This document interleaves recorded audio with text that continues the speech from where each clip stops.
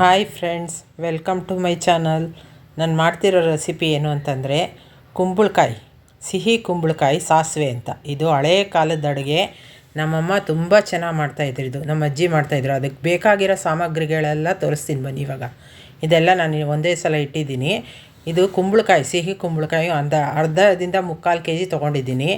ಒಂದು ಅರ್ಧ ಬಟ್ಲು ರೋಸ್ಟ್ ಮಾಡಿ ಇಟ್ಕೊಂಡಿರೋ ಕಡಲೆ ಬೀಜ, ಅದಾದಮೇಲೆ 1 ಬಟ್ಲು ಹುಳಿ ಮೊಸರು ತೊಗೊಂಡಿದ್ದೀನಿ, ಗಟ್ಟಿ ಮೊಸರು.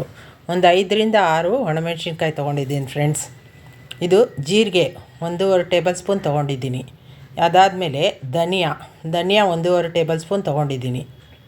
ಅದಾದ ನಂತರ ನೋಡಿ, ಅರಿಶಿನ ಸ್ವಲ್ಪ ತೊಗೊಂಡಿದ್ದೀನಿ, 1 ಟೇಬಲ್ ಸ್ಪೂನು ಅರಿಶಿನ. ಆದಮೇಲೆ ರುಚಿಗೆ ತಕ್ಕಷ್ಟು ಉಪ್ಪು.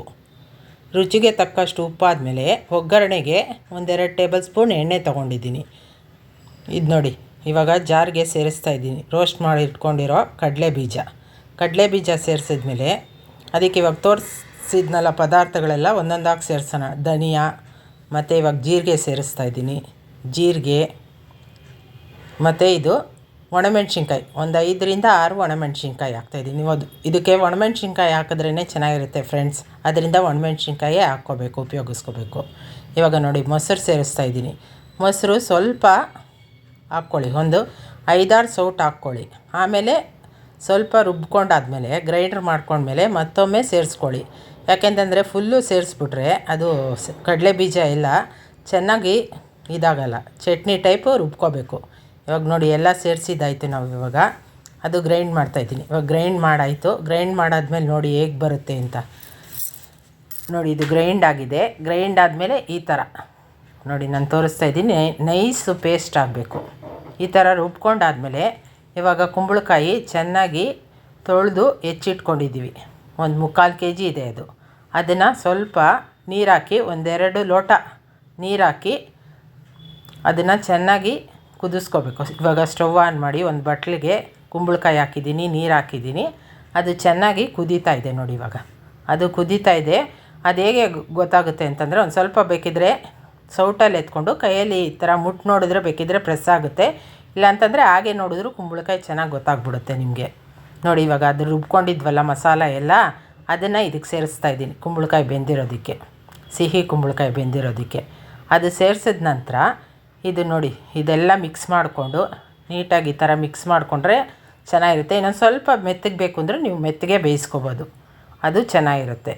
ಇವಾಗ ರುಚಿಗೆ ತಕ್ಕಷ್ಟು ಉಪ್ಪು ಹಾಕೋಣ.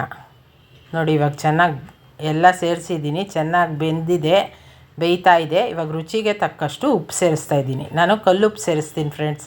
ನಿಮಗೆ ಯಾವುದು ಪುಡಿ ಉಪ್ಪು ಬೇಕು ಅಂದರೆ ಪುಡಿ ಉಪ್ಪು ಸೇರಿಸ್ಕೊಳ್ಳಿ, ಕಲ್ಲುಪ್ಪು ಬೇಕಾದರೆ ಕಲ್ಲುಪ್ಪು ಸೇರಿಸ್ಕೊಳ್ಳಿ. ಇವಾಗ ಅರಿಶಿನ ಆವಾಗಲೇ ಇಟ್ಕೊಂಡಿದ್ವಲ್ಲ, ಅದು ಹಾಗೆ ಸೇರಿಸ್ತಾ ಇದ್ದೀನಿ ನಾನು.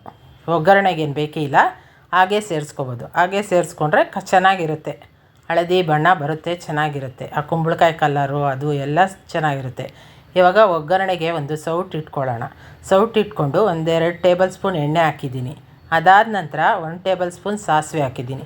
ಸಾಸಿವೆ ಚೆನ್ನಾಗಿ ಸಿಡಿದ ಮೇಲೆ ಆ ಕುದೀತಾ ಇದೆಯಲ್ಲ ಕುಂಬಳಕಾಯಿ ಸಾಸಿವೆ, ಅದಕ್ಕೆ ಸೇರಿಸ್ತಾ ಇದ್ದೀನಿ. ನೋಡಿ ಫ್ರೆಂಡ್ಸ್, ಎಷ್ಟು ಚೆನ್ನಾಗಿದೆ. ನೀವು ಮಾಡಿ ನೋಡಿ, ತುಂಬ ರುಚಿಯಾಗಿರುತ್ತೆ. ಹಳೆಯ ಕಾಲದ ಅಡುಗೆ, ನಮ್ಮಮ್ಮ ನಮ್ಮ ಅಜ್ಜಿ ಎಲ್ಲ ಮಾಡ್ತಾಯಿದ್ರು. ತುಂಬ ರುಚಿಯಾಗಿರುತ್ತೆ. ಅನ್ನಕ್ಕೆ, ಮುದ್ದೆಗೆ ಎಲ್ಲದಕ್ಕೂ ತುಂಬ ಚೆನ್ನಾಗಿರುತ್ತೆ. ಇದು ಚಪಾತಿಗೂ ಚೆನ್ನಾಗಿರುತ್ತೆ. ನೀವು ಮಾಡಿ ನೋಡಿ. ಇದೇ ಥರ ರೆಸಿಪಿಗಳು ನಾನು ಹಾಕ್ತಾನೇ ಇರ್ತೀನಿ ನಮ್ಮ ಚಾನಲಲ್ಲಿ. ನೋಡಿ, ಲೈಕ್ ಮಾಡಿ, ಶೇರ್ ಮಾಡಿ, ಕಮೆಂಟ್ ಮಾಡಿ, ಸಬ್ಸ್ಕ್ರೈಬ್ ಮಾಡೋದಂತೂ ಮರೀಲೇಬೇಡಿ ಫ್ರೆಂಡ್ಸ್. ನೋಡಿ ಎಷ್ಟು ಚೆನ್ನಾಗಿರುತ್ತೆ. Thanks for watching.